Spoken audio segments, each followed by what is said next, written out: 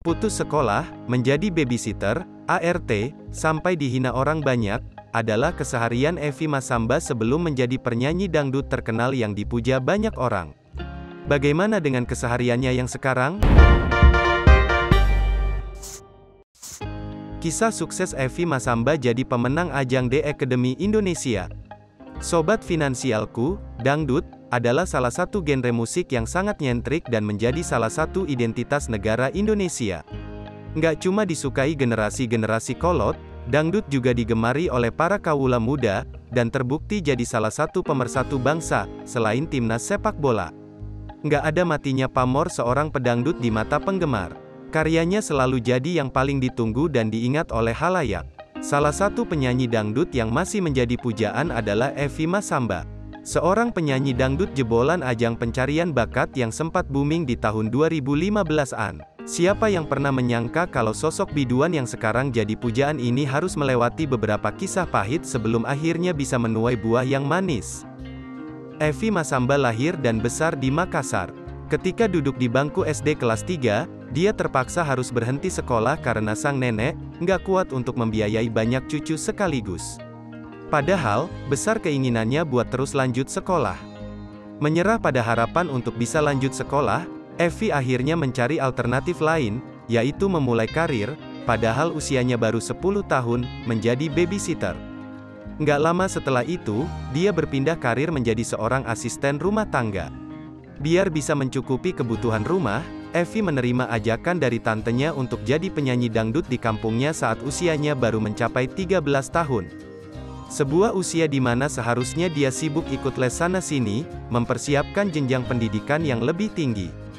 Upah bernyanyi yang cuma berada di kisaran Rp25.000 sampai Rp35.000 itu langsung diberikan kepada neneknya untuk mencukupi kebutuhan sehari-hari.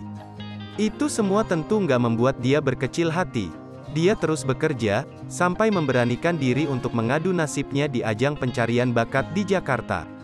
Berbekal ongkos Rp1 juta hasil patungan warga kampung, Evi menempuh perjalanan selama 12 jam dari Makassar ke Jakarta untuk ikut audisi. Sebuah pemikiran yang naif kalau sampai di Jakarta, dia bisa dengan mudah meraih kesuksesan.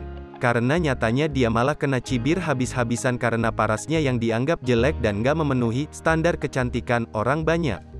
Tapi Evi tetap teguh dan mengingatkan dirinya tentang tujuan dia mengikuti audisi ini, untuk mengadu nasib dan kasih kabar pada orang tuanya yang tinggal jauh dari dia dan adik semata wayangnya. Keteguhan itu kemudian membuahkan hasil. Evi keluar sebagai juara 1, dan mulai mengubah nasibnya sedikit demi sedikit. Bukan cuma keuangannya, kepribadiannya pun juga turut alami perubahan. Sekarang dia semakin percaya diri dan memancarkan aura positif untuk orang-orang di sekitarnya. Evi Masamba, yang dulu dicibir karena parasnya, dialeknya, dan semua aspek yang dianggap beda dengan orang kebanyakan, sekarang berubah jadi seorang panutan dan sosok yang diidam-idamkan. Sekarang, kehidupan sehari-harinya dipenuhi dengan pekerjaan yang menyenangkan, mulai dari cover lagu hingga berulang kali merilis lagunya sendiri. Dia juga sibuk mengisi berbagai acara di berbagai tempat, mulai dari bernyanyi sampai menjadi penyiar radio. Nggak perlu menempuh perjalanan panjang dan melelahkan, sekarang dia bisa menikmati empuknya kursi mobil mewah yang dibawa oleh supir pribadi.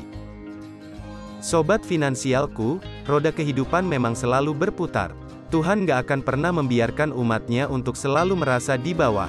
Akan ada masanya kita bisa menuai semua usaha yang kita tanam di masa lalu.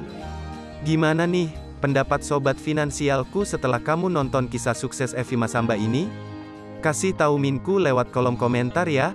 Oh ya, biar kamu nggak ketinggalan informasi dan kisah inspirasi terbaru dari Finansialku, pastikan untuk subscribe dan tekan tombol lonceng ya.